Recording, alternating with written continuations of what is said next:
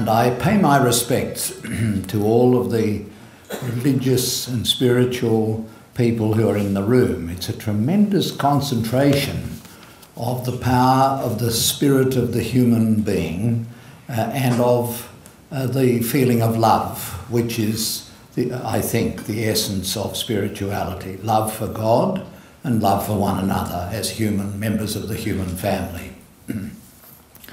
I also want to pay my respects to Michel Sidibe. Just imagine carrying the responsibilities that he has. Every night he goes home to his home and he can't be free of the issues of HIV and AIDS. He and his colleagues carry this responsibility into their beds, in the shower, every moment of the day. And I say to you, Michel, you walk in a most beautiful path of wonderful people.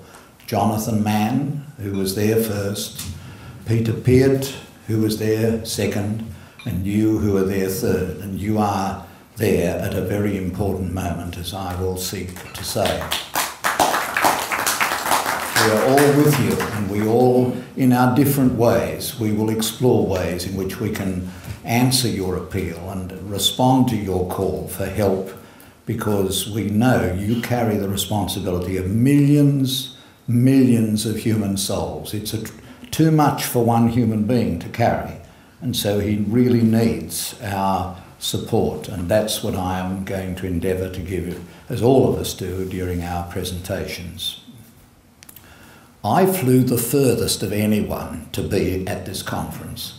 I came over the mighty Australian continent, and then up across Indonesia, a land, the biggest country with the Islamic faith, over to Thailand, a land of Buddhism, over into India, across India, a land of Hinduism and of so many faiths, across Russia and the Russian Federation, and the great Orthodox tradition of the Christian religion, down into the great sweep into Europe through many lands which are Protestant Christian, and then into a heartland of Catholic Christian Europe. So necessity required me to think about all of this great diversity of the human family and of all these great spiritual beliefs which come together in this little room here in Den Dolder in the Netherlands.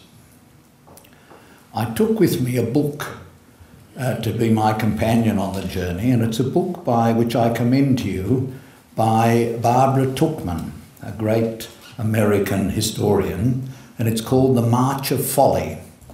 And it's about how institutions and countries can sometimes get locked into wrong courses. So she deals with the Vietnam War in the United States, she deals with the British loss of the American colonies, and she deals with the Protestant Reformation in the Christian Church. And her thesis is that all too often countries and institutions, when they're faced with new problems, just keep on doing what they've been doing, and they don't, as it were, think again and think afresh. And in the chapter, she revealed something I never knew, that the only Pope from the Netherlands was the Cardinal Archbishop of Utrecht, just down the road, 15 kilometres away. His name was Adrian Boetjens, and he became Pope Adrian VI. And he was elected as a compromise because they couldn't agree with a candidate who was a Borgia and a candidate who was a Medici, who would have just continued the present rules of the church. He was a reformer, and he wanted to change things and to get rid of the indulgences and all the problems which ultimately led to the Reformation. But he only lasted 1 year and 2 weeks, and he died in office. But he was most hated by all the powers because he kept saying, we've got to think afresh. We've got to look with clear eyes. We've got to think of what the grumbling is about. We've got to go back to principle. We've got to go back to the principles of love in the church and truth and love of God. And unfortunately, Adrian VI didn't last long enough to carry that forward. And it's a great pity, I must say to you, moderator, that we haven't got a chance to go to his cathedral. It was the tallest building in the Netherlands for centuries. It dominated the whole of the Netherlands. It's a magnificent place, the Dom at Utrecht. And I now, here and now, say there is a human right of people who come to international conference of spiritual leaders to have an afternoon trip and to go and see the Dom at Utrecht. Anyway, we'll see if that works, but time will tell.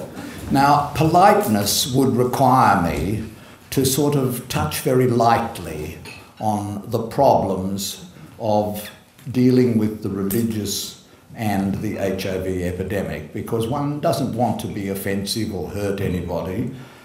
But we had an encouragement last night from Bishop Stolzit, and also from the marvellous words of Bishop Tutu, Desmond Tutu. What a wonderful man Desmond Tutu is. Good words from all of the leaders, the Archbishop of Canterbury.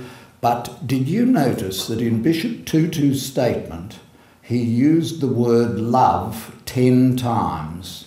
Love, he kept coming back to. Love is what motivates human beings. Love is what motivates the spiritual message. And I think that is a sort of encouragement to us all to be thinking about that issue.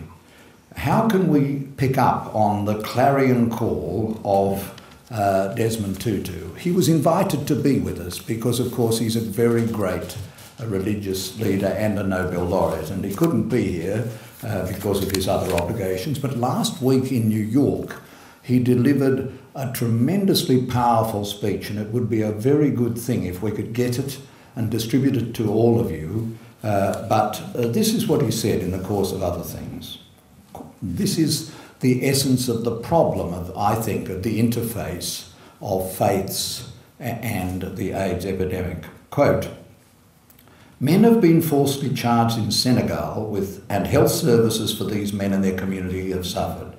In Malawi, men have been jailed and humiliated for expressing their partnership with other men. Just this month, mobs in Mtwapa, a township in Kenya, attacked men who they suspected of being gay. Kenyan religious leaders, I'm ashamed to say, threatened an HIV clinic there for providing counselling services to all members of the community because the clerics want gay men excluded. Uganda's parliament is debating legislation that would make homosexuality punishable by life imprisonment. And I understand that Canon Gideon has spoken about this legislation in Uganda. More discriminatory legislation has been debated in Rwanda and Burundi. I should say that in Rwanda it was rejected. These are terrible backward steps for human rights in Africa. Our lesbian and gay brothers and sisters across Africa are living in fear." And he finished his address with this: "All of us, especially Africans, need access to essential HIV services. This pandering to intolerance is being done by politicians looking for scapegoats for their failures, but it is a great wrong. An even greater offence is that it is being done in the name of God. Show me where Christ said, 'Love thy fellow man except for gay ones.' Gay people too are made in my God's image. I could never worship a homophobic God." Bishop Tutu, Nobel laureate, speaking of the predicament in Africa relevant to HIV/AIDS and its interface with the religious faiths of that great continent.